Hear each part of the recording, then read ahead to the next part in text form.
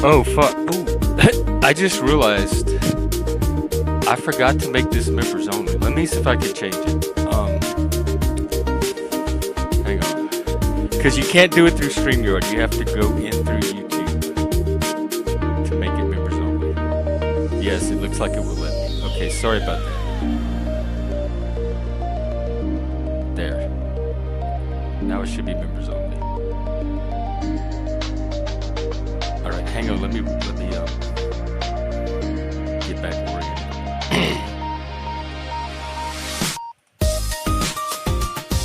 All right, I think I'm here.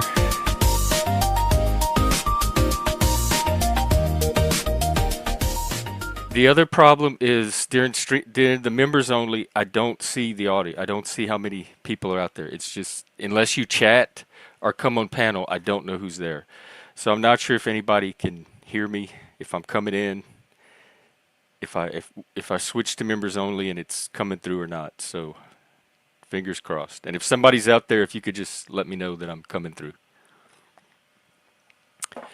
This is going to be, I guess, kind of an interesting Forge episode because I'm going to take it as an opportunity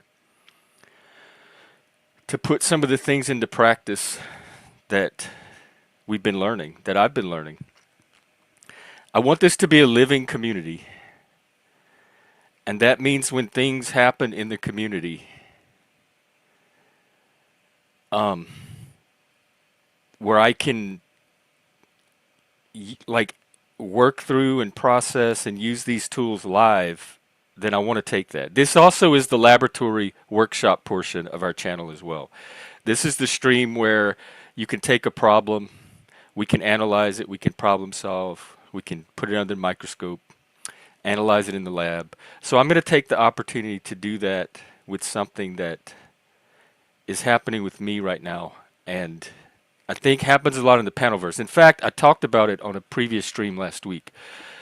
So I mainly want to do the recovery part, and then I'm going to talk about some of it tonight on the community campfire and address my end of it there. I think that'll be the best place for that. I had a gut punch. We talked about the gut punches on a stream last week. They're very common in the panelverse. And I do know that the thing to do during a gut punch is to separate the punch, the feeling, from the signal, the story from the signal. And so I don't know what's going on. I don't know the full story. I'm just sitting with an emotion. I'm in emotion mode. I eventually hope to find out the full story. I think we will. I think a clarifying conversation will fix all of this. But for right now, until that happens, I'm working with limited information. My brain is filling it with all kind of stories. There's a lot of confusion, and the emotions are I'm hurt. I'm very hurt right now. So I'm going to do a PIMS check-in. I'm going to try to use some of our tools to deal with this, and then I'm going to talk about charisma. Physically, I'm not grounded. My feet are not on the floor. I'm very agitated. I'm shaky. My heart rate is fluttering. My blood pressure fills up. Metaphorically, I don't know physically how that works. The back of my neck feels cold. My voice feels a little shaky. My breathing is very shallow. In fact, I have some water right here.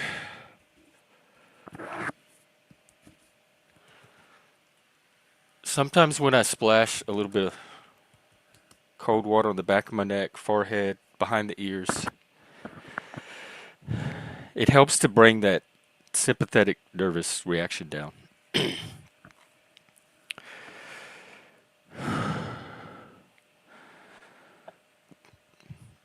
I'm grounding. I'm starting to feel more centered in my body.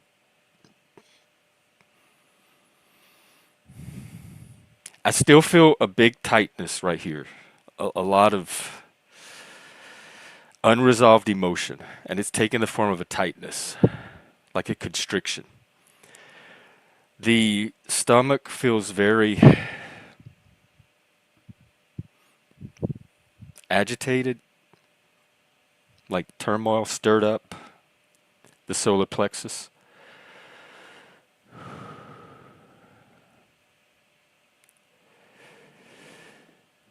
I think the thing to do in these moments is to step away from the story. Don't try to process. Don't try to start telling narratives about what. Just sit with the sensations. Because trying to understand with limited information, you're just going to get into an endless loop of stories. So I think it's better to stop that and focus on the physical, the grounding. This.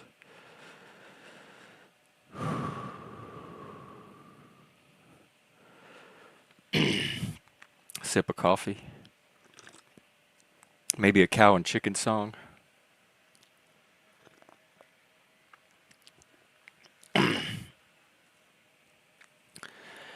It's part of that larger pattern that I've been addressing live on streams when it happens, of kind of being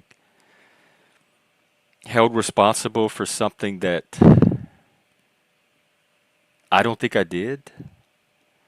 In my mind, I'm doing everything that I think I'm supposed to be doing, that we all agreed to do.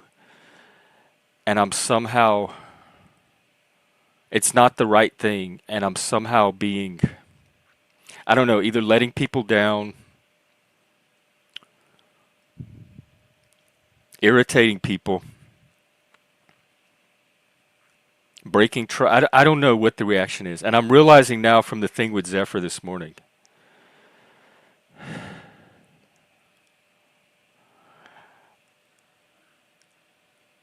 this person might be coming from an emotional place and speaking an emotional language, and I'm taking it as factual statements about myself. So I need to look at that and keep that line separated, because that's what happened this morning with Zephyr. She was talking about how she was feeling about something, but it came across to my thinking brain as an accusation. She was accusing me of having done something. So I need to get better at separating when people are kind of just expressing their feelings about something versus when they're actually personally attacking me over something or holding me responsible.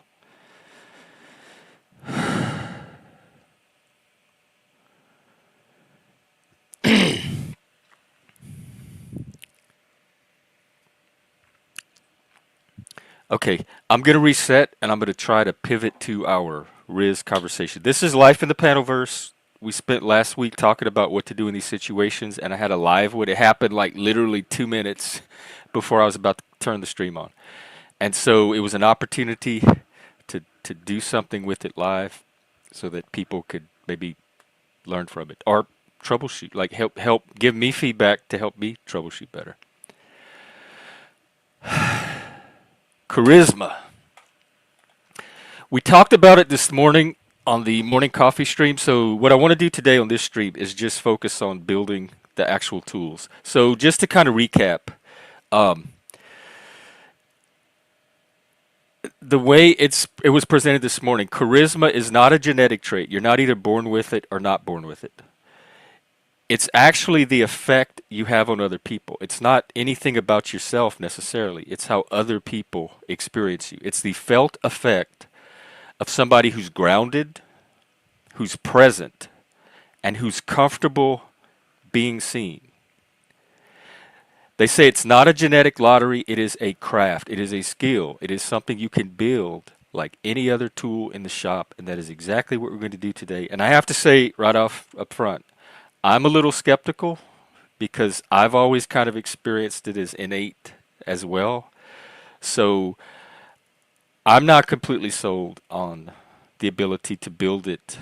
I mean, you could probably improve it a bit. I don't know if you can create it if it's not there or take it to a level higher than maybe a little bit more than what you start with. So those are my biases and assumptions going in. But let's stay open and see what happens. The three pillars, like the three ingredients that make up Wiz, are presence, ease, and attunement. And we're going to talk about each one of those and try to see if we can come up with some tools to help us, I don't know, develop, discover, emphasize, magnify, ground in each one of those. Okay, let's start with presence. And again, this is where I struggle. And doing a live stream, I really, really, really need to get better at this one. Presence is being with somebody instead of in your head. It's this. It's being emotionally connected to the people around you, not intellectually connected.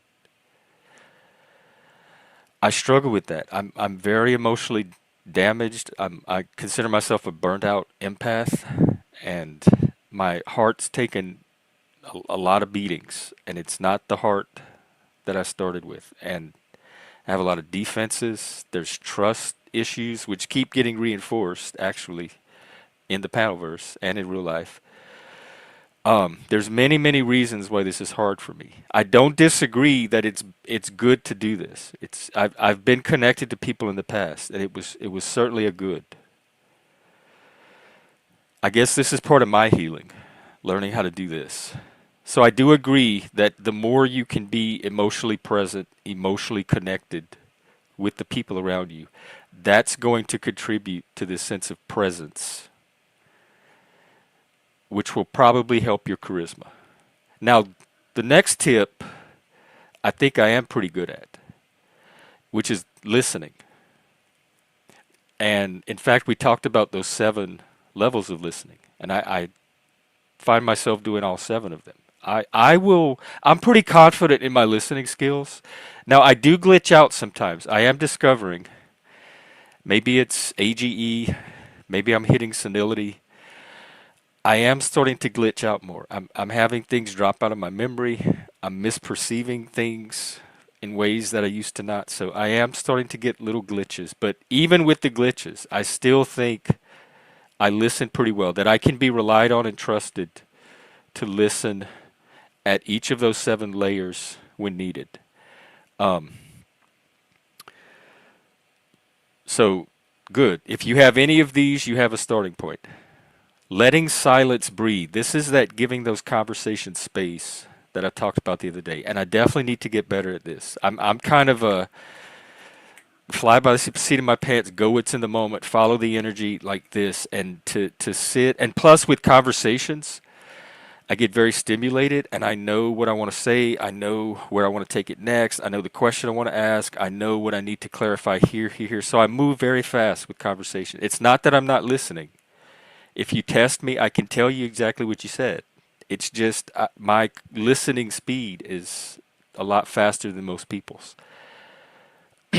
Also, I come from a culture where we all talk on top of each other anyway. So I kind of listen and talk at the same time. So learning to sit and give space to those conversations. Hey, Sophia. Oh, nice to see. Good. This is hell. It's going to be very comforting to me to know that at least one person, somebody like you, is out there. And then here's another good one, I think, maybe for the panel verse, and maybe for me too, although I don't think of myself really as that clingy of a person, is being engaged without clinging, without, I don't know, neediness, or is there over engagement, whatever. But I guess there's a certain level of engagement that if you go beyond, it starts to affect how your charisma is perceived or the effect you're having on people. I don't know if I struggle with this one or not. Nobody's ever come to me and said, "I think you're too engaged. You're too clingy. Could you engage less with me?" So here's a question to think about when it comes to presence. Where do you disappear the most? Where do you make yourself small? Where do you shrink a bit? Where do you hold back a bit? Where do you not feel fully comfortable expressing or being yourself? And it could be disappearing into distraction, which some of us, that's just our brain. It's not even personal, and we're not even disappearing. It's our brain doing its normal thing. But sometimes people can. Sometimes it's also a way of um, removing some of your presence, diminishing some of your presence. You get lost in thought. You pay less attention to what's going on. You listen less. You start to wander off into your own head. That could be a form of disappearing and affect presence, which affects charisma. Anxiety, you could be worried about something. You could be uncomfortable. You could be having an emotional reaction to something yourself. Um, Performance, you can disappear into moving from authenticity to being performative, which is very tempting on the Panelverse on YouTube. You never quite know when a conversation is genuine or performative when there's an audience. That's why I like to have a lot of the real conversations, like the really important conversations that involve healing or repair or support or something like that. I prefer to have those offline so that I know they're genuine. That there's it kind of reduces that performative element. And it lets me be more real too. I don't have to worry about having an audience because I can slide into this too. I'm very well aware that part of my role here is to give you a reason to keep watching and not go turn away and go watch something else. So there's an element of performance that I have to bring in here and there when as needed, like when I see an opportunity. So um, I think it's just natural for people on panels to switch at any given moment between authenticity and performance. Now I always try to keep it real, and in my mind, I don't think I'm being inauthentic, even if I'm performing. But I don't know, it is kind of a different mindset. The question is, and I guess the tool to develop here is when this happens, when you begin to disappear, how do you come back? What's one thing that can bring you back? And I guess maybe I'll present the other two and then come back and answer these questions and reflect, and we can walk through it that way. So the second building block is ease. This is kind of this naturalness, effortlessness, sprezzatura, they call it in Italian. It's kind of an artful artlessness. Unpressured energy is how they describe it.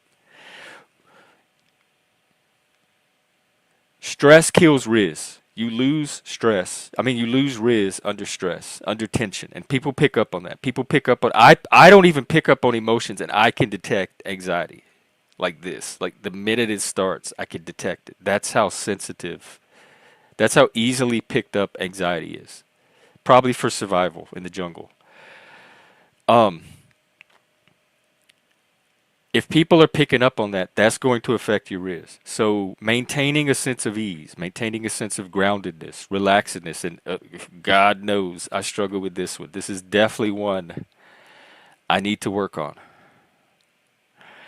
They say ease is a relaxed nervous system. My God, how challenging is that for neurodivergent people? When does our nervous system ever relax? Especially when you add the brain in as part of the nervous system. I don't think I wake up relaxed. I think I wake up like ready to pop out of bed and do a million things. I don't even think I go to bed relaxed. I go to bed when my body shuts down, just on its own. And it takes my brain with it. But even when I'm ready to go to bed, my mind is going and I'm ready to do stuff. Breathing, they say anytime you can slow your breathing, and I already know I'm a shallow breather, I'm a fast breather. I've always had issues keeping my breathing probably at a more normal pace. The jaw, the clenching or unclenching of the jaw, that's something you could pay attention to during a PIMS check-in, perhaps if you're checking for ease. Relaxed shoulders, that's something I don't ever think about. My shoulders. These are tools right here. These are just little physical exercises you could do, like little warm-ups. Whew, man. This is opening up already. That was good. Thank you, Charlie. Listen to this one. This is one I think we might all be able to help each other with. A conversational rhythm that isn't rushed. There are moments on these panels and other panels where the conversation just kind of takes its own life. The timing is perfect, the flow is perfect, the content is perfect, follows one from another in a natural. The people jump in with contents that are perfect. I love those moments. That's one thing I created this channel hoping to capture is those moments. That's why I don't really script and structure a lot around here because I want to be able to run with those when they happen. I know just what to do. I know just what kind of space to clear and give to them. Finding a way to maybe make that the norm or the standard or the ideal to shoot for. I like this. Here's another one. I could probably do a whole topic on this because this shows up on YouTube a lot too. Not treating conversation like a test. And it shows up in several ways like there's a competitive element to just normal everyday conversation. Not only are you making a statement or asking a question, but there's a power agenda behind it as well, perhaps. And sometimes I feel like being a thinking person, um people feel like conversation with me is a test, like they're being grilled or tested or interrogated, and maybe not like finding a way to make my part of the conversation more conversational. And the question to help with that is, what tension do you carry socially? I'm carrying it right now.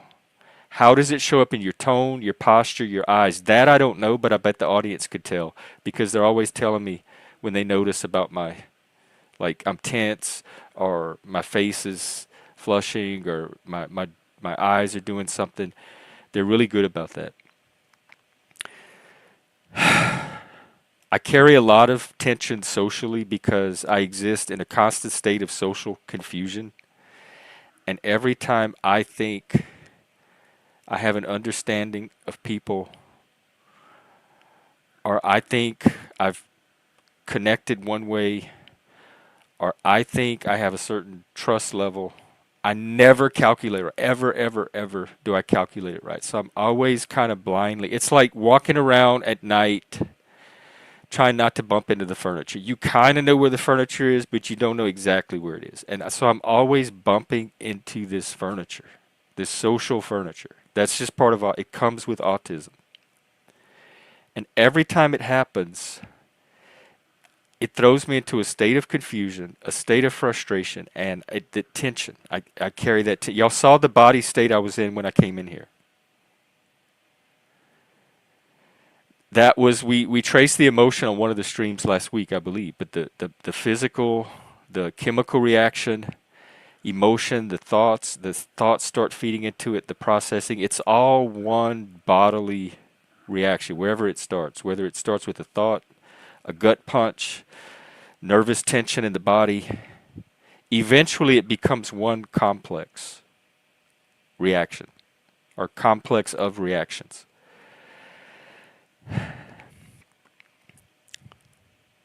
I also carry it in my mind, now that I think about it. I carry it in the form of loops and narratives. This is what happens when I have the gut punch.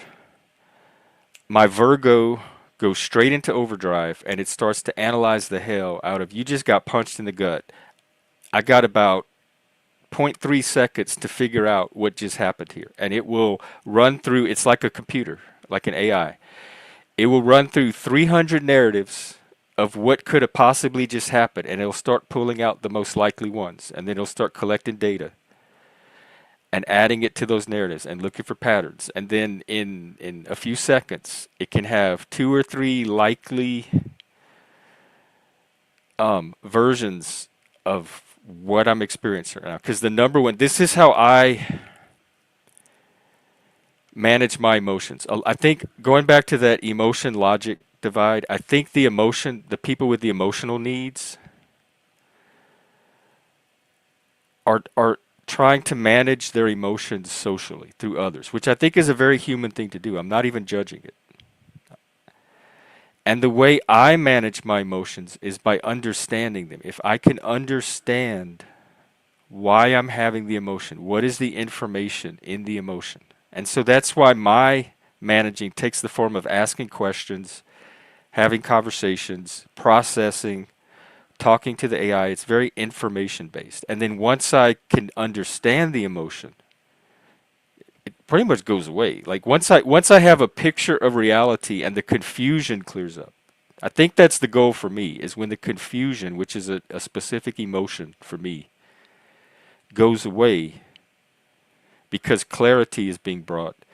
All the other emotions follow. It was all downstream from the confusion. It's like having the lights turned out suddenly, or having somebody shine a flashlight in your face, or maybe you're driving at night and your headlights go out. You're like, oh my God, what the fuck?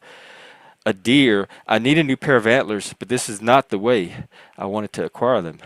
And so you're just in this sudden state of confusion, and I got to figure out what's happening right now so I could set myself back on the path. And once I'm able to clear up the confusion, everything else starts to return to baseline. So maybe that's where I carry the tension most is in my head in a state of confusion. All right, the third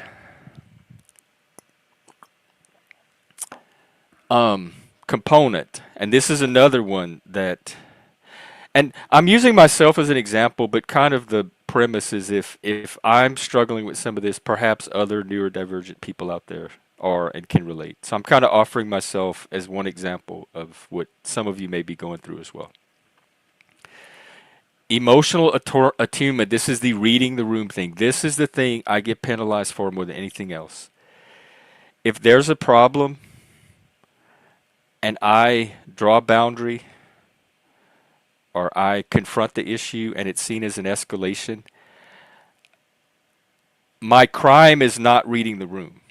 Even if there's a problem and even if I have a legitimate gripe, in certain cultures, if you don't read the room correctly and, like, I guess time your gripe or insert in the right way, you are the problem because you're disrupting the harmony and the flow. And that's what reading the room is for.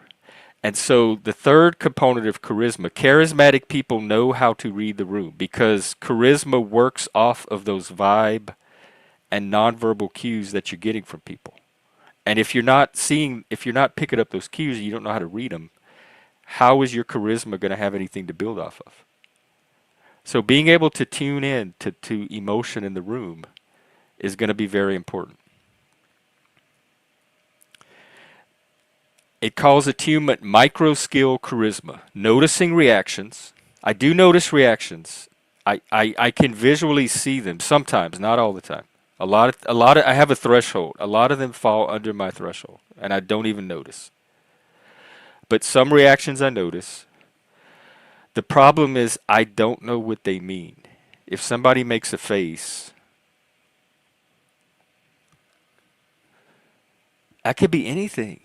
I don't, unless they tell me why they made that face, I don't want to guess and just assume I know why they made the face. So I can notice the reaction, but I don't know how to do anything with it, how to respond to it. And that's what charisma knows how to do, is take the reaction and work it into some kind of personality response. Responding to energy shifts. Sometimes I feel them. Sometimes I don't. Sometimes other people feel them and I miss out and I still think we're in one energy and everybody else switched. Sometimes I notice the shift, but I don't know what it means, so I just ignore it and keep going. Sometimes I notice the shift and then I take my cue from other people and try to adjust to what they're doing, but I still don't know what's going on. Sometimes I may verbally ask like, "Hey, something feels like it just changed. What happened? I'm confused. What are we talking about?" That kind of thing. So I guess the way you respond to these shifts is the key here. Um, I'll keep an eye on this. I'll keep an eye on this. Leaning in or backing off. I think this is also related to some of that space, like knowing how to be more elastic with the conversation and giving it some breathing room, like a wine, letting it breathe, and then matching the moment rather than forcing your mood. I'm not sure what that means. Let me ask it. Um,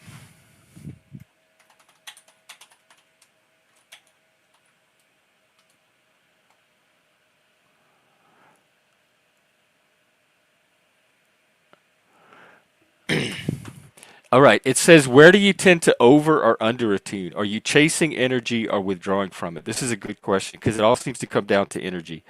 Um, I over attune when I over connect with people because there's many reasons, but I form deep, intense emotional connections because that's how I learn. The more emotionally connected I can be to not even a person, to a work of art, a movie, a book, a song, a music video, if I can lock in, I connect very, very deeply and I get all this data, this information, this experience from it, visual, verbal, emotional, uh, energetic, everything. And so I tend to over attune in general, except if it doesn't interest me, and then I completely under attune. It doesn't even register on my brain, and that's where I have trouble reading. Oh, this is way more complex than I thought. Oh, let's see. Oh my God, Daniel Barry. Wow, thanks. Frank, you're a member now? Okay, I'll take a look. Um, let's see. When I have been, yes, I am. I've said over and over. There's no place I feel like I can be more myself than right here on YouTube. And part of the problem with me and other panels is I need to be on panels where I can be myself. And people that don't know me or if I'm new, I think I get misinterpreted a lot. And I don't know what to do. I honestly don't know what to do about when I think I'm going this way and people see me as going this way. How do you solve that? I'll ask the AI one day. Frank, the one from this morning, you better get a Spotify subscription right now. That was your best one yet. I don't know how you're doing this. That took cow chicken music to the next level.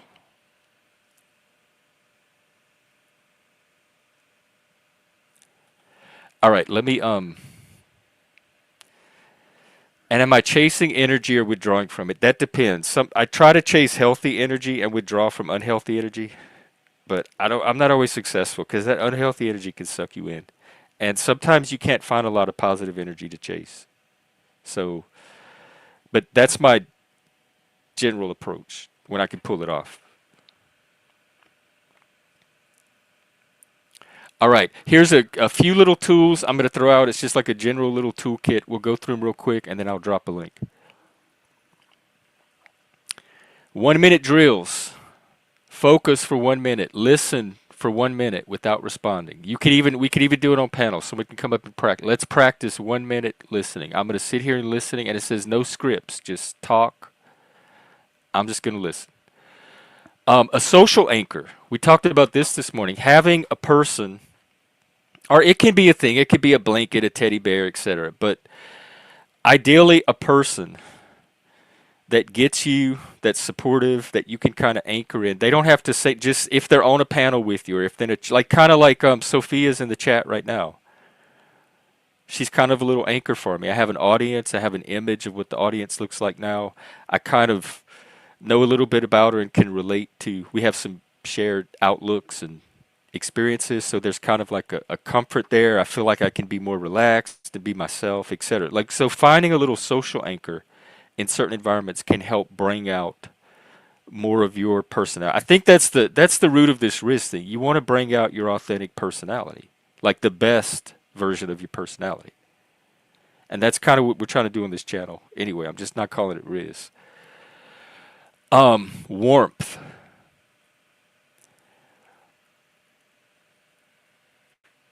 Warmth is, let me see if I can explain this, because they're contrasting it with cleverness. And I guess I'm guilty of this. I was called passive aggressive recently, which caught me by surprise because I'm direct aggressive. If you come for me, we're going at it. There's no passive about it. But then when I went back and looked at what they meant, it wasn't passive aggressive like I understand it. But I think what they were trying to say is sometimes I will say things. but I'll have these little like comments to them. And I don't know if like I don't know what to me that's just part of my personality. I like to be playful. I think a lot of us do that on here. I don't think I'm the only one that do it. But when I throw like a little joke into a statement, I think some people take that as a form of aggression. Like I'm trying to sneak some aggression in there and it comes across as passive. In my culture, that's a form of affection.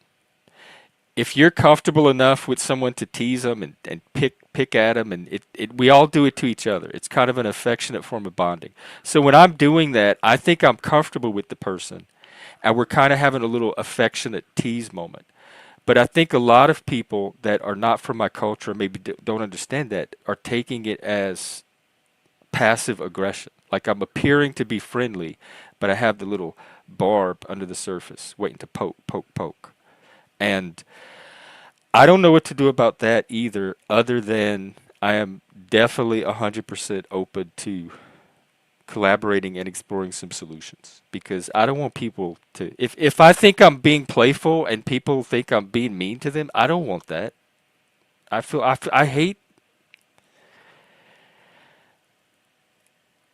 I hate knowing that I've hurt people. It's one of the worst feelings in the world that I've been responsible for somebody else's suffering. I hate that feeling, especially when there's nothing I could have done about it. And if I'm making a joke and people are taking it as something that's hurtful, that's not what I want. But I still want to find a way to be myself without being misrepresented too. So I'm open to finding some solutions and some compromises. They suggest reframing, do they like me? Because charisma is like, am I pulling this off? Am I successfully like having the effect on people that I want to have? AKA, do they like me? Are they sending super chats? Changing that from do we resonate? Are we aligned? Is our energy like is this? Are we resonating? It's not about them liking you or thinking a certain thing about you. It's about are you two in a similar state together where it's going to be a productive connection. It's not not everyone has to like everybody, and not everyone's going to resonate with everybody, and that's perfectly okay. It's not a judgment. Or I guess it's a judgment, but it shouldn't be a judgment that you internalize and make meaning over. And the other thing that came up today that's central to charisma is your personal story, the personal mythology at the center of your world, your life, your history. It says charisma flows from having a center of gravity, a mission, a passion, a worldview, a creative path. I do notice that a lot of the people we see on here being creative, making videos, music, etc., they do seem to have a charisma to it. They have a something to them. It's that's part of what's so good to see about this burst of creativity that's happening here is the change in the artists themselves. So um, I even feel it a little bit myself. I am still inspired by my own mission, so maybe I can translate that into some form of charisma.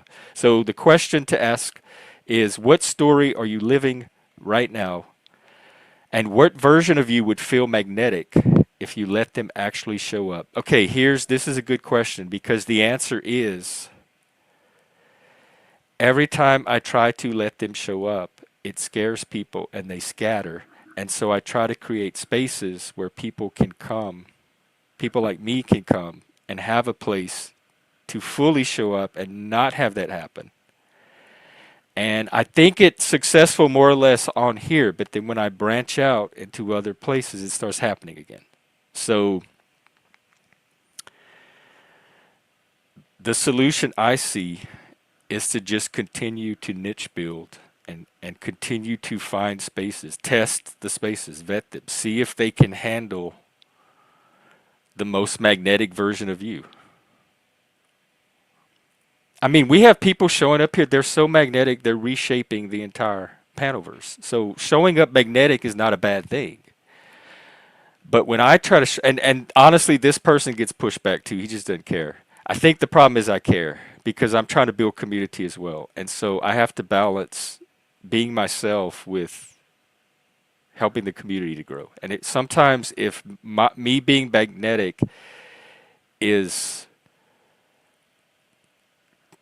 negatively impacting the community and driving away interest, then just being myself for the sake of being myself is not my ultimate goal. It's being myself to center a community of other people that also want to be themselves, and so we can all have a place where that can happen. But we get a lot of agmatic people here, and I am deliberately going out of my way to make this a space where they can land and be here. So if that bothers you, you're in a space set up for that to happen. All right, I think that's good for today. A closing thought: Riz is not peacocking. It's not trying to charm anybody. It's just your electricity leaking through the cracks once you stop gripping the world so hard. Ooh. Um, Drop the tension. Drop the tension. Let your real self out. All right, I'm going to drop the link, is what I'm going to drop. Just in case we want a panel. Oh, hey, oh, this is so cool. I am so glad to see a lot of my regulars as members. I wish there was a way to continue that, but they do it. It goes by month. All right, there's the link. Oh man, am I exhausted.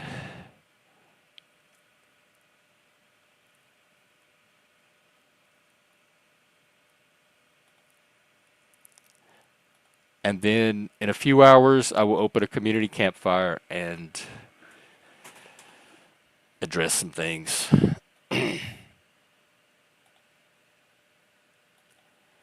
Dolbs, Hello. welcome, welcome. You might get to the place to yourself today, Yeah. so we can talk about whatever you want. Yeah. Well, first I want to wonder, you, why are you really exhausted? Have you had a bad day, or Oh, I've had an exhausting week. We did that big panel contest. how did Which it is go? By that's the way. it's like a theater production really, and it's with the Panoverse. So imagine all of the creative egos clashing all week long, and the stress from that. hmm Reminds me of my school days. Yeah, it felt. I felt I feel so old saying that. God damn, I feel so I know old you were saying like that. 20, 19. Yeah, it's like less than 2 years since I left high school. But A but misalignment is naturally. You mean like find people that have the same myth as you? well, not just that. I think that when we're talking about charisma as a sort of let's just say charisma, for the sake of this argument, is a person who just attracts attention and it without trying. There's just your attention just gravitates towards them. Yeah, You're yeah, pulled yeah. in, and in this case, I think that when a person, when the man is actually unified with his inner myth, he knows where his life is heading. He knows where he's going. He has control. There's something to that that just emanates outwards. You can feel it in the air that this is a person who has unified man and myth, which I think I'm pretty sure Jung also talks about that this unification of man and myth. And when they're misaligned, you can also kind of feel that because it's a man in conflict with himself, which is the opposite of charisma. You can feel them struggling. But I would still say I think charismatic people are still at conflict.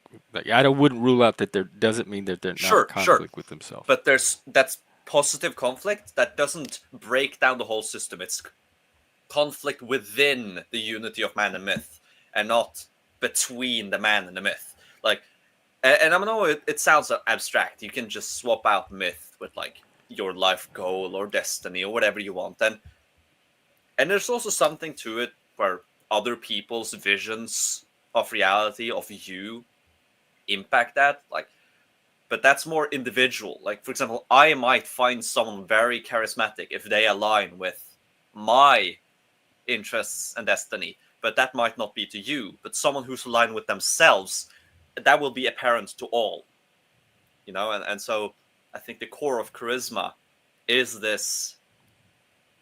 You can think of it like it's the harmony of the self. A person who is Is in Andrew control. Wilson charismatic or Destiny? Uh, well, I wouldn't definitely. Definitely not Destiny, but Oh, okay. I don't like to talk about people who I don't know. I don't know Andrew Wilson Oh, okay. that well, so I Um, can't really say if I think he's I'm just charismatic or thinking not. of like famous YouTubers that have big followings, but I'm not sure if I would necessarily say it's because of charisma. No, it's not always. I mean, we don't have to be charisma absolutists where that explains everything. And the word charisma can have, like, we can decide how deep should the meaning go. Like, we want it to be, oh, everything about the person that makes you follow them, believe in them, or is it just this unification of harmony of the self? Is it more like? But I don't think charisma alone is not gonna carry you on in the panelverse, because there's so many people who have some level of charisma. You need something more. You can't just I think purely go on. in my like fantasy version of it, I think stability and sanity would help, but that doesn't seem to have much effect around here. No, well, stability and sanity Like is somebody with a lot of charisma and stability and sanity to me could like rule this place, but well, it doesn't work that way. The you want a stable, king, sane Jeff. people are not having an effect. You, Maybe because we Jeff, don't you have the want the charisma. mythical king. You want the mythical king who'll unite the realm. That's what you You want. know, it's worse than that. It's that my fear is I might have to be that mythical king, and I do not want that job. I am trying Ooh, as hard as I can not to be and not to have to become that mythical king. I'm not waiting on the king. I'm trying to keep from becoming that king. you don't want to be. Well, maybe that is your destiny, to become the Yeah, it's that control authoritarian. freak. I'm really dominant. You got to be the pater familias, the father of the family, the leader of the pack. Yeah, but then You got to everybody be the hates you. king. Well, hate is, as Machiavelli said, if you had to choose between love and fear, it's better to choose fear. You'd ideally want both, but if it has to be one of them, I don't. It's not what I want. Like having everyone scared of you. not scared, but But then also, I'm not looking to have a lot of power and no. rule things either. And Because and his then was of for course, a specific purpose. mm-hmm, mm-hmm. And then of course there's about realizing those visions. Like, are you even capable of taking control of the panelverse? Like, I don't know the No, I size of don't the think any one panelverse. person. I really don't. No, no, because I don't really know the size of the panelverse. I don't know No one how. does. It's No, but well, you can have a rough ballpark. Like, the biggest person you know in the panelverse, how Joe big are Cool. they? Yeah, Joe what Cool. number of subscribers does he have? Like 35,000 or something. Okay, so pennies. So the panelverse isn't really that big, No. but it's still No, but way they are bigger than. legends in their own minds and each other's. Well, okay. To be fair, though, the top of the panelverse, like, I have seen Andrew Wilson. He has, and well, Jeff Paul. I mean, Paul isn't involved in it, but like, people from this panelverse circle have escaped. They have escape velocity. Like, I've seen Andrew Wilson on, what was it, Jubilee, and on Yeah, yeah, he goes Destiny, on those. and that is like, that does mean he is sort of independent from the panelverse, or he has some independent strength, but it's, nothing compared to actual big guys. Right. When the total amount of subscribers for every single panelverse channel is still less than like a medium big online political commentator, it's I think Yeah, I it's think having a healthy perspective on this is good. yeah. It's so easy to lose it. Don't be too megalomaniac. The panelverse is small. It's It's enough for hard. a medieval fief, but This it's not place enough for a fuels big kingdom. narcissism. Well, I mean, why wouldn't it? It's a I know. place where people You're can just turn on looking the at camera. 24-hour built-in audience. Yeah, the incentive structures for the panelverse are narcissism, conflict, and probably a bit of personal excellence. And the good panelverse creator can balance it better towards personal excellence, but you can't remove the narcissism. Like, the most intelligent person would never go in the panelverse if he wasn't at least a bit narcissistic. You need Yeah, I you mean, need. we all are. Everybody has narcissism. It's a spectrum. Oh yeah, sure. Even Uh, healthy, functioning people have a degree of it. yeah. Although, to be fair though, when normal people say narcissism, they specifically mean the Like maladaptive part of the yeah, the spectrum. pathological kind. Yeah. So Yeah, it's like, and there is plenty of that to go around here too. oh yeah, this place is full of like dark tetrad, dark triad traits. Yes, Although at I the same wonder if time, that's what keeps most of us. Like if all of us don't have some of that. Like would people that are not dark triad even spend more than 2 minutes here? depends on what they get from it. I mean, that is the calculus. What do you get from it? You Well, know, if we assume the majority or close to it is dark triad, then what would non-dark triad people get from hanging out with a bunch of dark triads? that is actually a good question. I suppose it would be enjoyment. Like some people do. Like, why do people like watching crime dramas? Just looking at fucked up people and listening to them. I mean, I know that's my favorite genre. yeah, Yeah, is it's it? I humanity wonder fascinated. I why. guess humanity fascinated, but maybe that's because I'm dark triad and I'm fascinated by that fucked up shit. Yeah. Uh, and then, of course, the Panaverse is small. That there is a specific type of person who is attracted to small spaces, in that they can actually be known in this space because it's so small that, you know, if you're a frequent guest like me, I'm a frequent guest on yours, which means that, and I've been a frequent guest there many enough times that my name is, it's, I wouldn't say it's known in the Panelverse, but it's sort of like, you know, a lot of people have heard it. The people who have been with you have heard it. Like, there's person attracted to that. They have that micro celebrity instinct that I wouldn't say is necessarily pathological or bad. Like, it's just that living the idea that other people know about me. They just know my name, and you can get that from the Panelverse, Yeah, which yeah, you it's like can't get easy. You in. get your easy 5 minutes of Warhol fame. You can have Yes, much. You can have more than 5 minutes. You have all the minutes you want. but then again, it's sort of a monkey's paw. You get fame, but it's not really fame at all. It's like fame, and it's a tiny corner of the internet. It's still fame, but at the same time, it's nothing compared to actual fame. And it's the So Twilight version of fame. yeah, You get what you ask for, and it turns out to be a curse. Here, you can have all the fame you want. Ha ha ha ha ha ha. and the pathological people, they feel the fame and they misinterpret that as actual real world fame. I Yeah, mean, thank God I'm not into it, that delusion. yeah. If you look at the internet, if you look at YouTube, there's probably like at most 20 YouTubers who are well known outside of YouTube, and that like includes PewDiePie at over 100 million So you subscribers. talking Like, like Mr. Beast, Joe Rogan, you, maybe Matt yeah, Walsh, Tucker Carl, people like that. no, The, Matt Walsh and Tucker Carlson maybe, but Matt Walsh is too. like not even Matt Walsh level. He's. I mean, when I say I mean, he well has his known, I own mean, studio. He like yeah, sits in a but real Jeff, studio. That's a but full Jeff, time job. he He is has a famous. production team.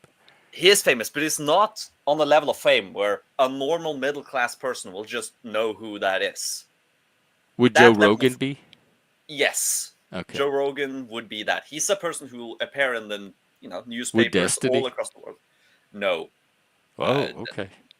So I mean, there's as this I said, YouTube. I don't know my tier. I don't know my YouTube tiers because they all get blurry at the top. I just think they're all big YouTubers. yeah. I mean, at the top, it's hard competition. I think it's also difficult because of the generations.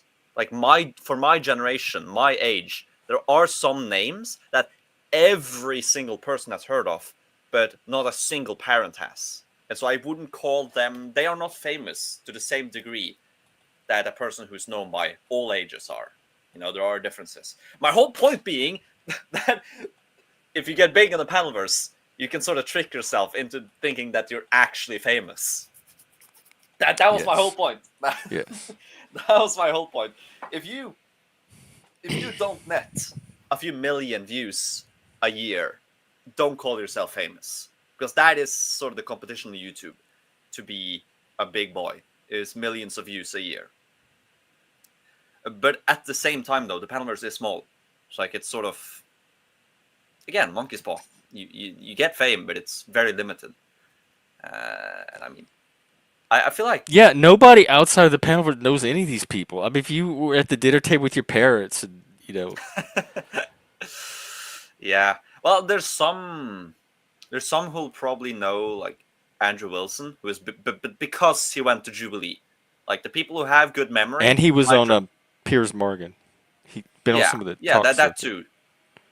So like the people who have reached escape velocity and have sort of gotten some contact with the outside world, they might be known. I think that we have potential, not necessarily this channel per se, but I think the Panelverse has the potential to make it to the outside world. I don't know what the numbers would be, but I think we could get some escape philosophy. We at least get on the mainstream Yeah, screen but what are you radar. competing with? You know, what a, Yeah, but I think we have can the something that we Panelverse offer. defeat I don't the think the world's seen stuff like it's the one of the most crazy, interesting circuses I've ever seen. It has everything. I suppose it does, but if it has everything, so does the internet. And why Everything and would it nothing. be? Once you have everything, you might as well have nothing. It's the same thing. It's just like Yeah, if you can't, a if you have heterocosm of everything, reality. yeah, if you have everything and the internet already has everything, why would people go specifically and look at the Panelverse and not just Because scroll the internet in general? I mean, you'll see crash outs, you'll see debates, you'll see AI music, you'll see dancing, you can see everything abroad. Like, why would they specifically go to the Panelverse, which is this unique because combination the of knowledge? humans here that you don't see these people abroad everywhere. No, but maybe. I'm not too optimistic They about. they come for the same reason that people go to New Orleans and hang out on Bourbon Street or go to Las Vegas and hang out on the Strip because they want to see the freaks. They want to see the wildest, craziest, freest, loosest people that America has to offer. That is a good point. People want to go to the peanut gallery. They want to watch. I mean, I certainly actually no. I'm not gonna lie. I don't come here to look at weird people. I if I did, I'd probably not come up on stream because then I would have to interact with such people.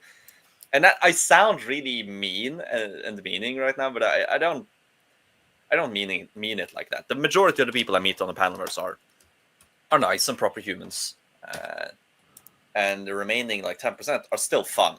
It's still enjoyable because none of the drama is directed at me, and if it is, it's Right? Yeah, so you're pretty drama free surface here. level that I Which I don't care. we how do you stay so drama free? Because I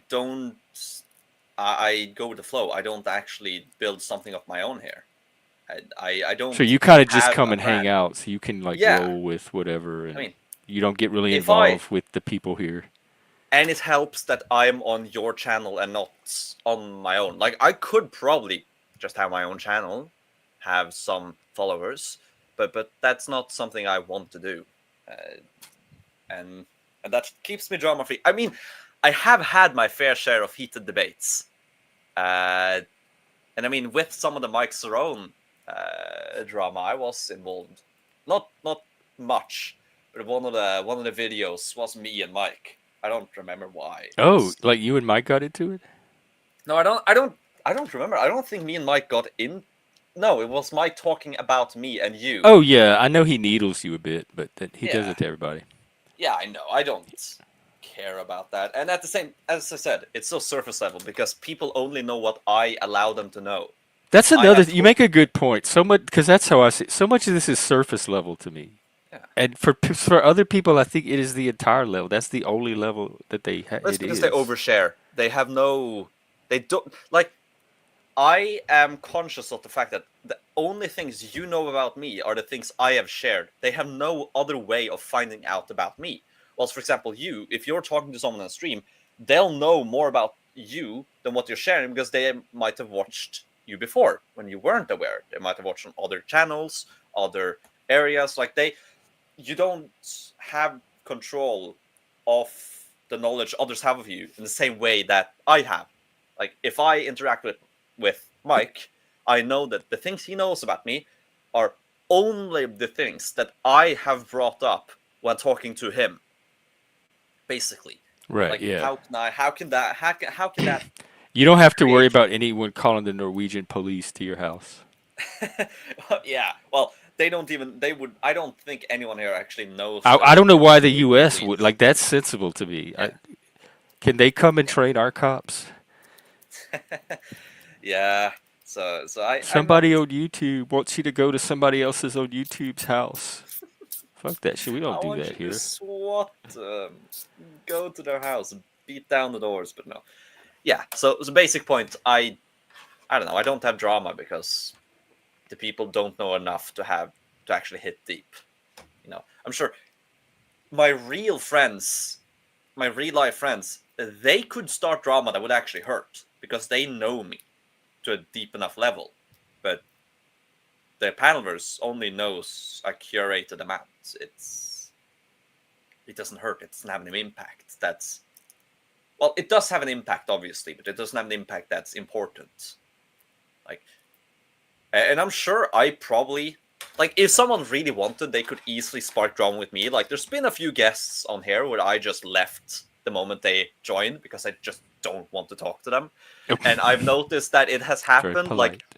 yeah, it has happened like 3 or 4 times that the moment that specific person joins, I leave. Nobody has picked up on it yet. Ooh, I I'm gonna have won't to go back say, and watch the streams. but like I'll get the AI on it. you can find drama if you want to, and of course I haven't So been one as reason you don't have drama is because you're not here looking for it. yeah. I'm not. Uh, if I want to, I could just Jeff, I come here just to squabble. I don't really like you. Your name, Outliers in Exile. What sort of bullshit name is that? I could just Actually, we're invent thinking that drama. we may rebrand. We might be at the point of rebranding. Doesn't fit anymore. I'm wondering if we haven't outgrown it with because I want what I'm doing now to draw everybody like mainstream outlier. I want to consider it more Hmm. toward just every the world, not a particular Well, niche. don't open the door too much, though. You gotta open it more, but don't open it so much that there's no door there at all. Well, I want to reach the people that might benefit, and in order to do that, I feel like I have to just look everywhere, not limit Yeah, myself to any one place because they yeah. could be anywhere. So just having a name or a brand that accomplishes that. Hmm. Well, a question: how often are you on other panels outside of your own? Like in a week, how often? Because I've seen you. I've seen recommended videos once or twice in all the time I've known you, and I know You you've been must on have one joined panel. late. Because at the beginning of the stream, I talked about the exact topic. Oh, It you came did? up. Yes, this is an ongoing issue. Here's the Oh. thing I am building this space because I have this need to be myself without freaking out everybody around me and hurting them. Hmm. Sometimes when I'm too much myself, for whatever reason, people find that aggressive or hurtful or difficult to be around. So I'm trying to create a space where me and people like me can come and have that experience of being ourselves. I think it's healthy. Hmm. So I need other panels where I can also be myself. The problem is when I try to go on other panels, the same thing happens. I'm perceived as aggressive, there to cause trouble. I get when I'm myself, it gets interpreted differently than it is in my head when I'm being myself. And so it's very hard for me to find environments. I had to intentionally build this one, so they're not just going to be out there organically. Yeah. And We're that's what we're I real. would love to network and go on other panels. And every time I try it, it blows up.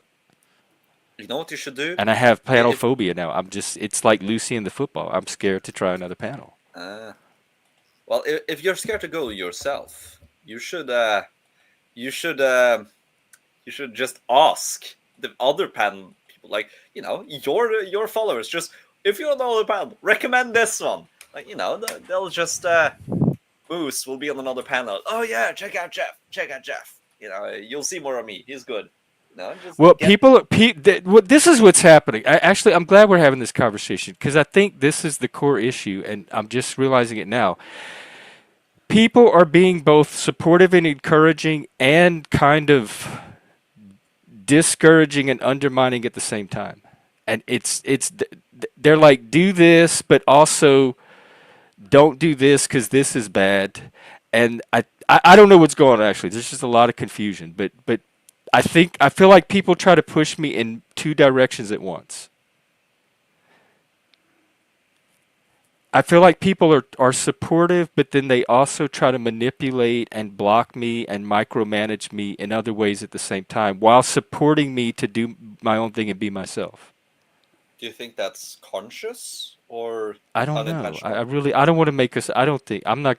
Mm. I don't know. I'm gonna give everybody grace. We talked about yesterday, grace and benefit of the doubt. Mhm. But I think that's what's happening. Is I'm responding to the signals of support I'm getting, but also at the same time, they're signals of don't do it this way. Do it the way I'm trying to get you to do it. They're trying to hijack your movement. I'm Well, wondering now. that's what it feels like. I don't know what's going. I'm really something weird is going on. Hmm. Some things are not adding up. Well, And at least you can be happy to know that I'm probably not involved because I haven't oh no, gotten you're any not. of this. You over there in So Norway, you're fine. You're not in any of yeah, this. I'm doing my own thing. I'll come in and either stabilize it or throw a wrench by just you or whoever, like, oh, you and Frank discussing something. I'll come in. Oh, did you know Norway? And then just derail the entire thing. That's uh that's my function in the panelverse, is to just inject some propaganda from across the sea. From Norway. And Well, you're doing a great job. I yeah, think some of this they could use as lessons. Like if people want to learn about Norway, come and watch some of these streams. I'm not kidding. oh yeah, and I promise you, you'll definitely not get a biased view of Europe and Norway. I am No, obviously a completely. very unbiased Yes. person who As doesn't as like. unbiased and objective as any human being I've seen. Of course, I am. I am the most.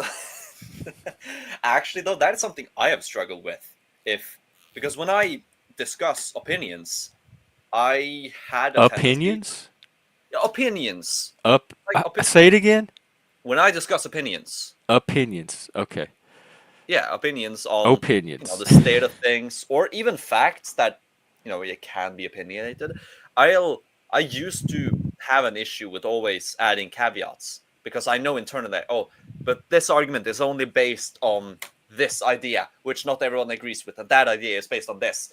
And at some point, you can't try to you know preface everything. You can't add a caveat for everything. At some point, you just got to state your opinion or the fact as it is. Like if I'm talking about an event in Norway, and I have a solution, or not a solution, but a reason. At some point, I can't just. I just got to state how I think it is. I can't just keep on adding more and more and more and more and more to sort of sanitize it. That was a problem I had before, where I would always sanitize what I'm saying, especially in politics. Because I am very aware that the two sides of the politics are both based on separate frames of reference, separate maps of information, of facts and logic. And so I would always preface my opinions with, oh yeah, and this is based on these and these and these. And I thought that would be freeing. That would show that I am thoughtful and that I'm actually thinking about my thoughts. But what happens instead is that they think that, oh, so you're not based on facts. They'll take their own position as neutral, and take that, oh, you're saying that you base yourself on this and this and this and this and this, and so that means you're not objective. Like it was completely the opposite of what I intended.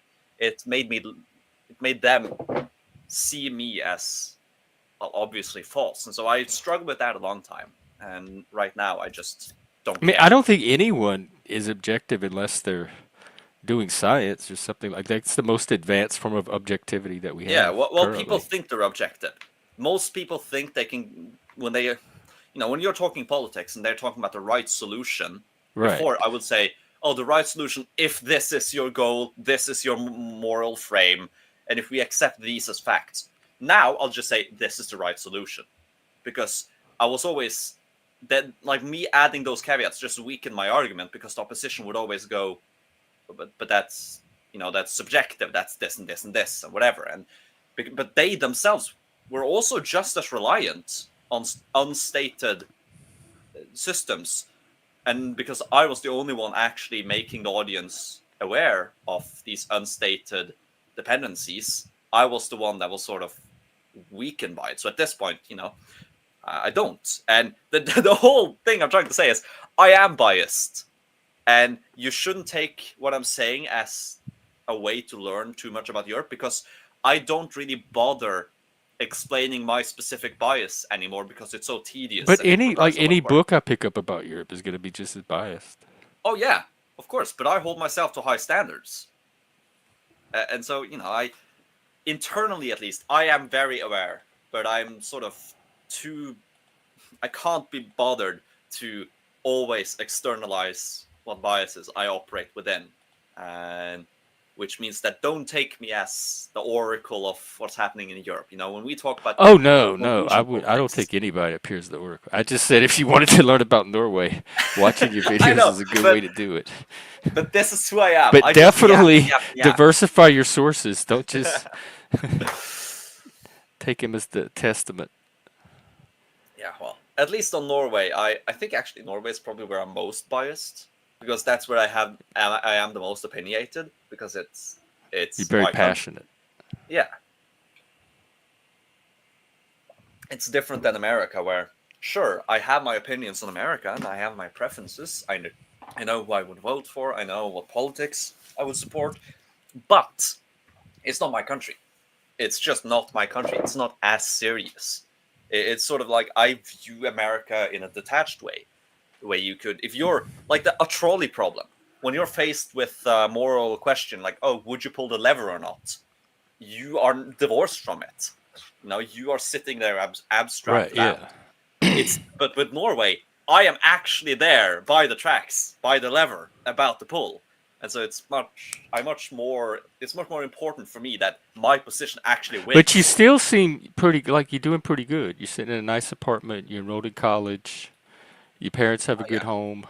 yeah, So I noticed the pattern of a lot of people sitting on here with nice middle class lifestyles complaining about the collapse of society and how yeah. miserable Well, their life is. the what can you I'm say? not saying you're one of those. I'm just saying there No, is a no, no. pattern of I watch their current material conditions and then I listen to their rhetoric and there's a big disconnect for me. The charitable interpretation of that is that they are arguing for the good of the future. They are arguing for the next generation. The uncharitable view is that they are spoofs. They are lying to get clout or whatever. But just so we're clear, Jeff, I am not rich at all. Like I am below like the money I live on now is way below minimum wage.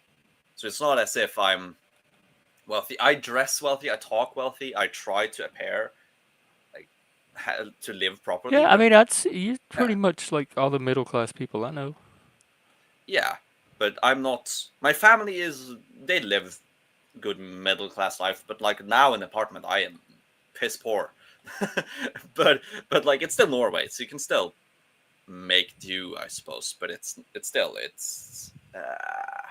mean, it's expensive, and I have very little money, and so and part of that is, of course, that society. If I was a student 5 years ago, everything would be 30% cheaper. Like that is a real concern that if this continues, it'll be 30% more expensive the next five But years. But inflation's yeah. always been. I've watched prices go up my whole life. Oh yeah, but they've gone up way more for us at least. The past Oh, I after guess I've COVID. never. When I notice too big of a spike, I guess I'll freak out. But even the Yeah. post-COVID spikes, I mean, they were not exorbitant. Something might have Yeah. gone Well, from remember you're $3 to America. $4 or $5. Remember that you are America, Jeff, and your Oh, currency and your because y'all don't prices. have Like chicken, Kentucky Fried no, no, Chicken. no. And the thing is that the way the global trade system works is that basically because the American military patrols the world, the rest of the world uses the American dollar as their value of currency, which is a tax to America. Like your currency is artificially strong because the rest of the world uses dollar. It's like How we is that didn't have that artificial? protection. Well, it's not artificial, but Oh. it's not built by the domestic American economy. It's built by the American military presence abroad, uh, because the American military presence is the only thing that keeps the world trade going. You know, you've seen the Somali So if pirates. we didn't have a military presence, we would not have a global economy? You would probably have a global economy, but it would be much more split, and America would also not gain the currency appreciation from everybody using the dollar, because the demand for dollar is immense when 8 billion people want to use a dollar. Like all oil is sold and priced in the dollar, and every European loan is backed by the euro dollar, which is European banks giving out dollar loans that they can then redeem at the American Central Bank.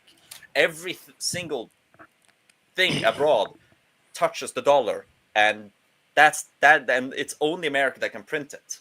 So like the supply is limited and the demand is very big. It's like your dollar is much stronger than what it theoretically should be if you just look at the domestic market. And that's sort of what you get. That's your reward for the American empire. You know, that's your payment. American empire controls the world, and in return, you get a strong currency. And so, and that also impacts inflation because, well, when you can sort of outsource the burden to the rest of the world by limiting the amount of dollars that escape American circulation. It's like, um, But like to have any economy at all, you have to kind of have those artificial propping up of it. There's no like truly organic economy at this scale. um, it depends. If it was all one nation, then I mean, by definition, it's all domestic.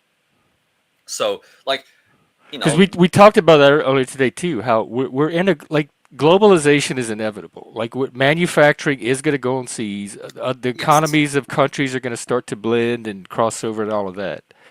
So I think in order to keep a global economy going, are you saying that we would not be able to without the military?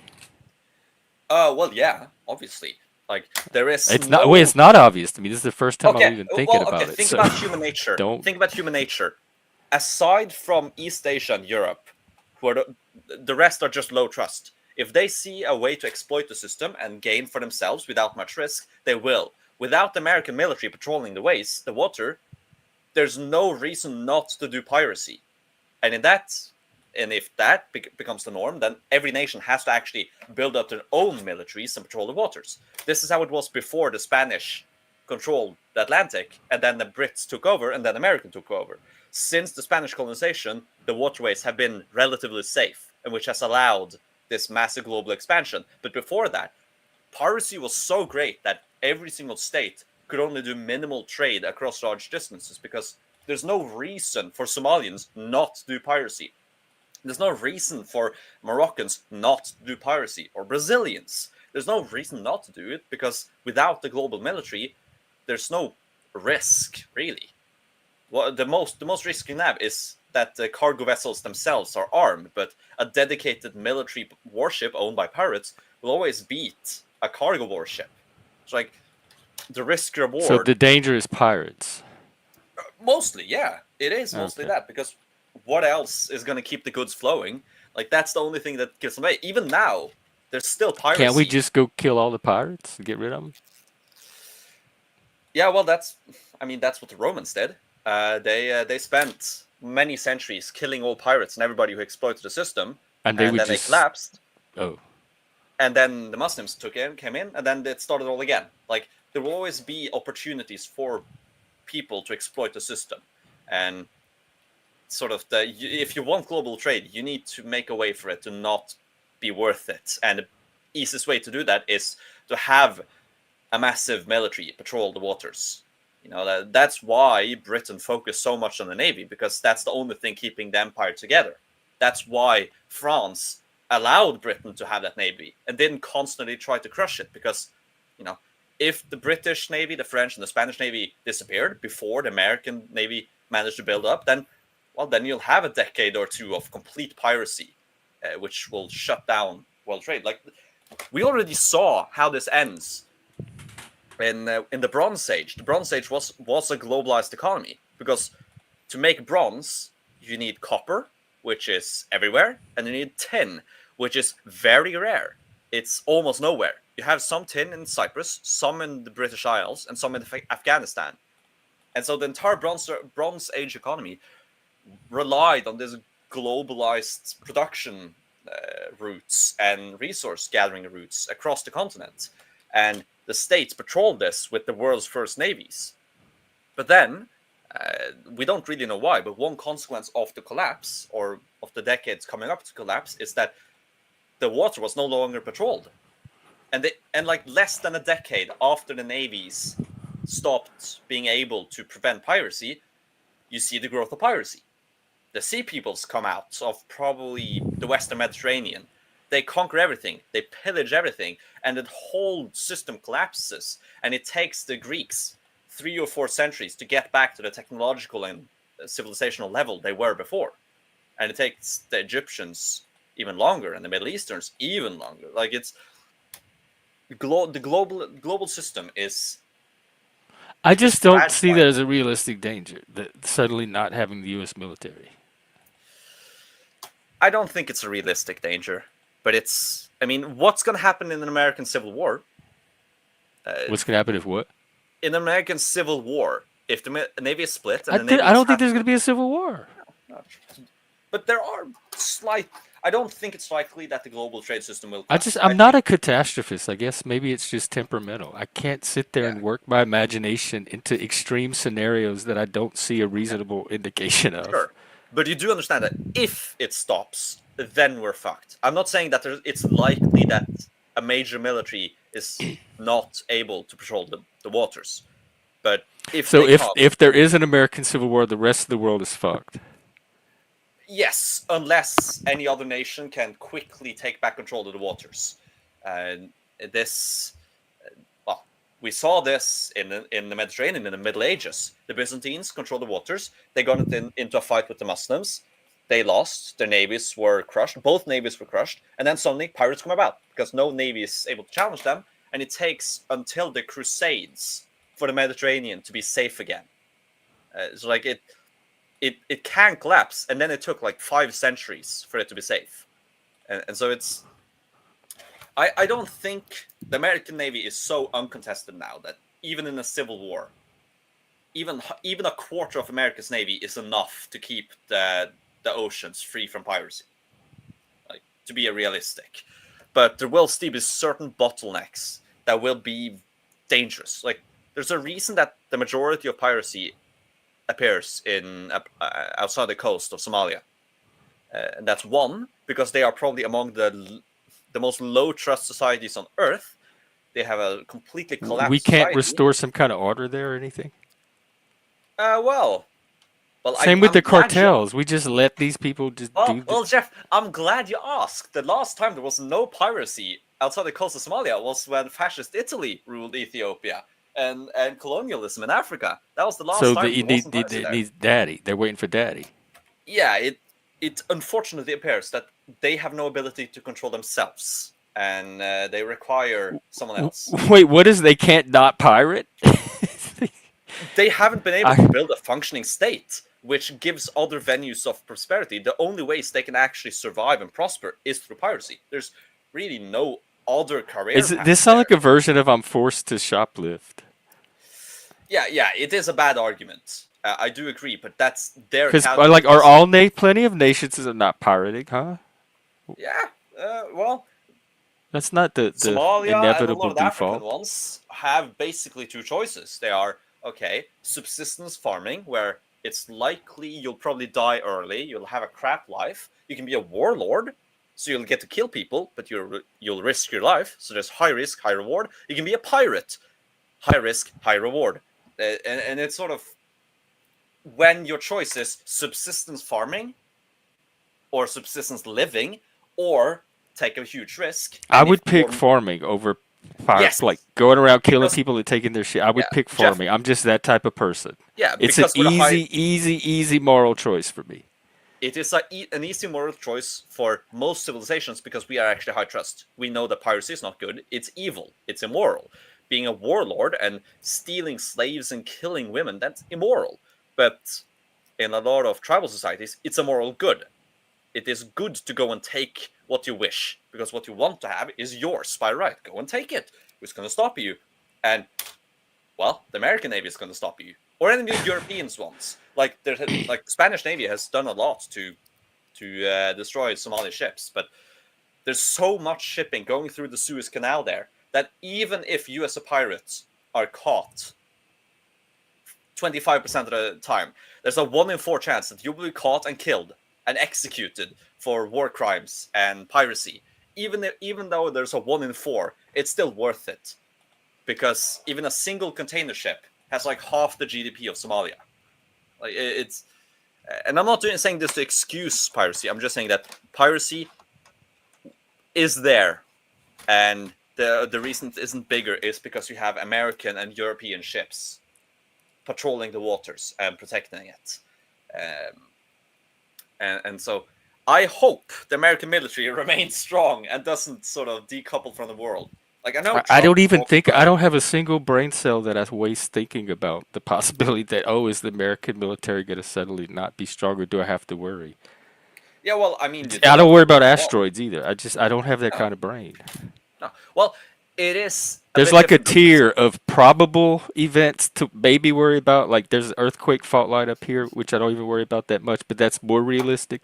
And then things that I don't even have to bother taking brain power over, like asteroids and American military suddenly not functioning. I see your point, and in a realistic world, I'd agree. But also, I like politics. I like geopolitics. I like history. And so, if I'm looking at people saying, "Oh, the West is about to fall," what are the fault lines?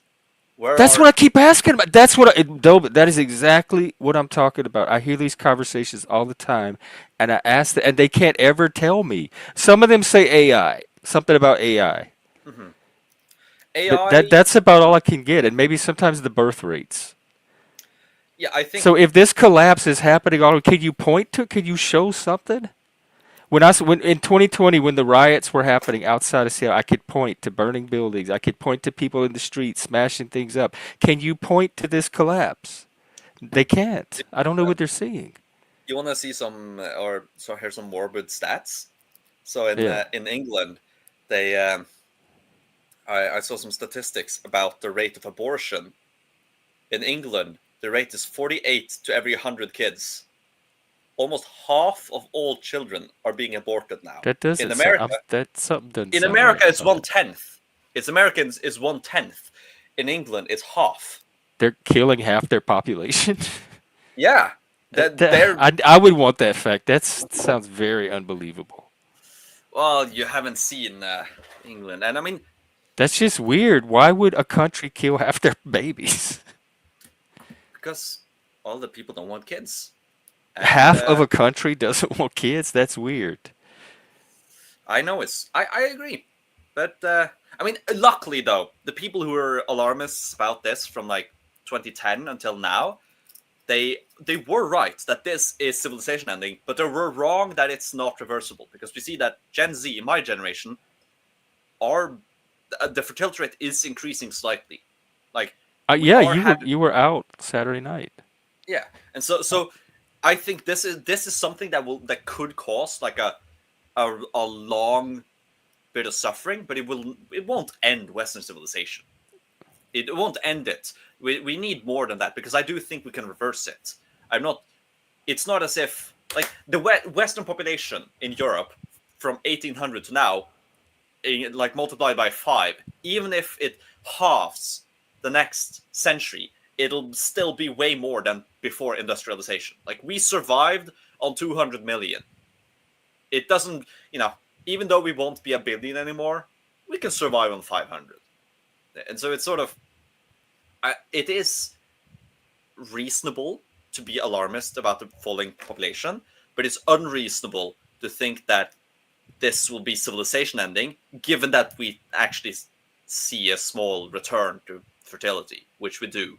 And I mean, it's not as if the states are dumb. They are slow, but they do see that, oh, we're facing extinction. We need to actually fix this.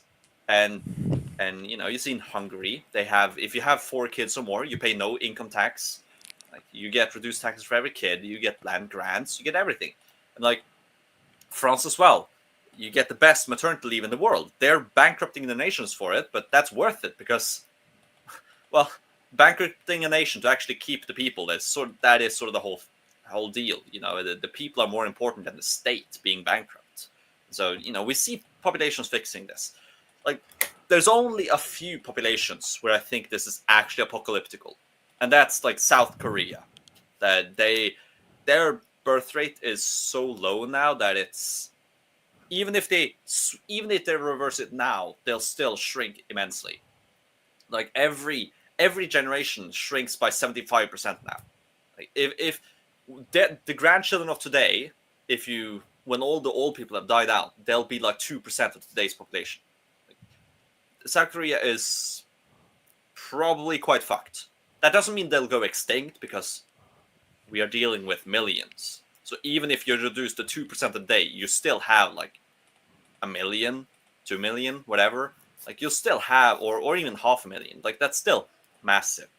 Like, the human population has gone down to below 10,000 at least 2 points in human history. So like, it's not as if we can't handle extreme population shrinkages. It's just that it will be painful. But so it's like, you can consider me a medium alarmist on this.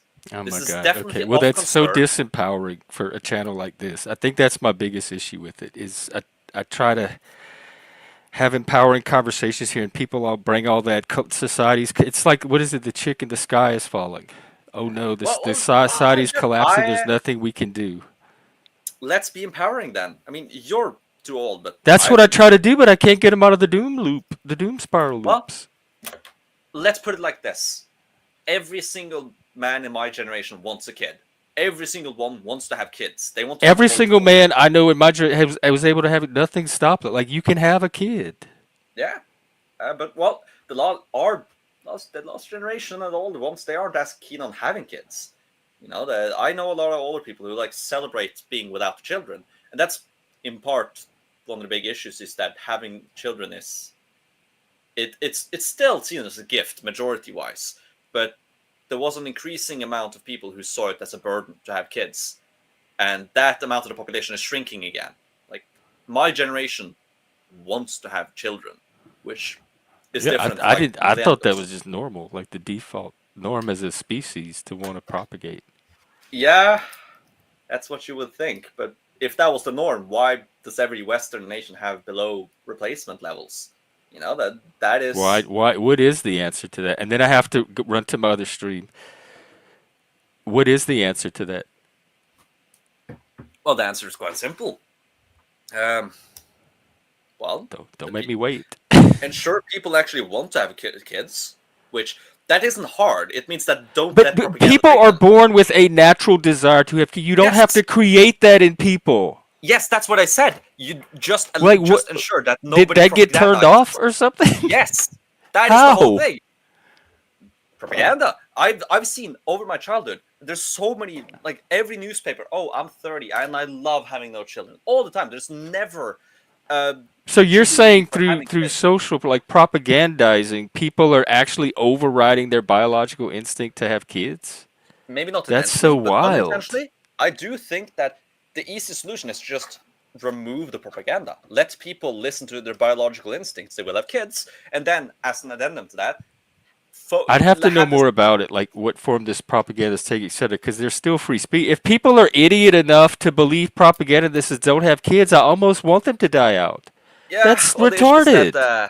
the issue is that you live in a society that's Oh, I want to dependent on have I have people this having natural kids. impulse to have sex and have kids, but I read this magazine article and this lady said she was happy that she didn't have a kid, and now all of a sudden I don't want a kid.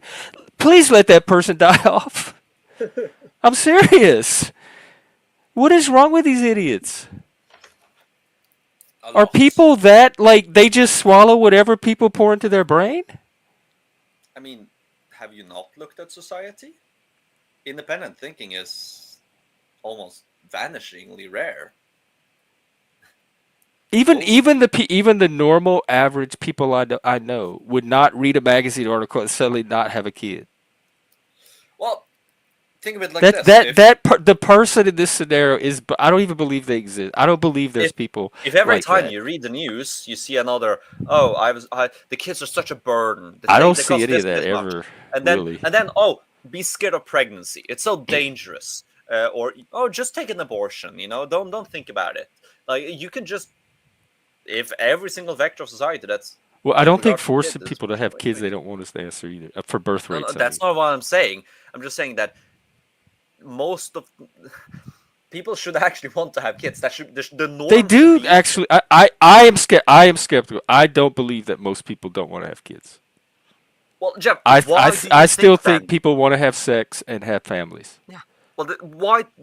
Well, that W- just doesn't work with reality where people don't have kids. We Well, are I would want below to talk to replacement them and find out fertility. why. I didn't know this was happening, like you say it's happening. So now I want to talk to people that don't want to have kids and find out why, because I am very skeptical of this issue. Yeah,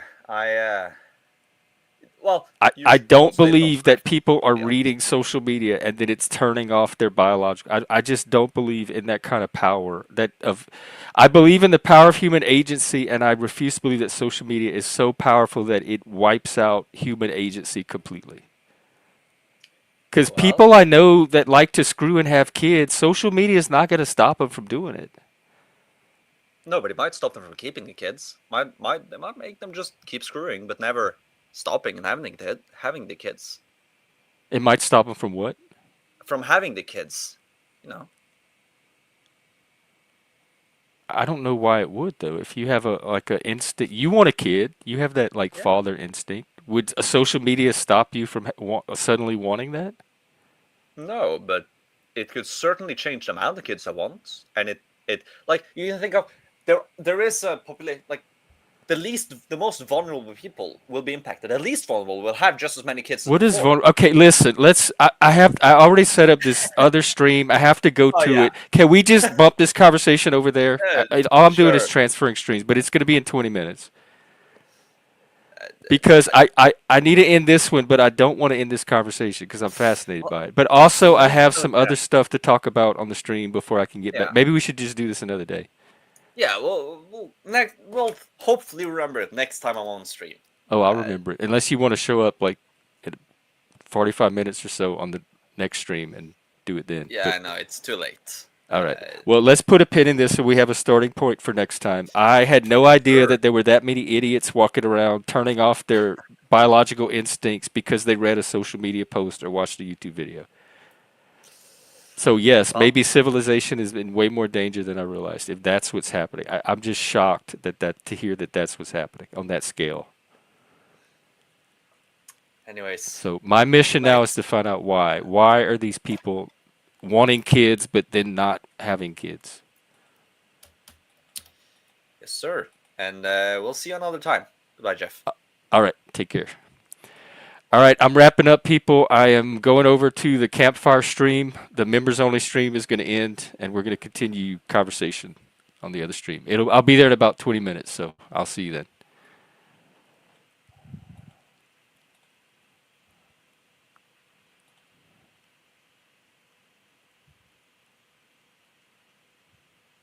Oh, sorry. Hang on. Let me find my thing. All right. Thanks for being here, and join us at our community campsite. Take care.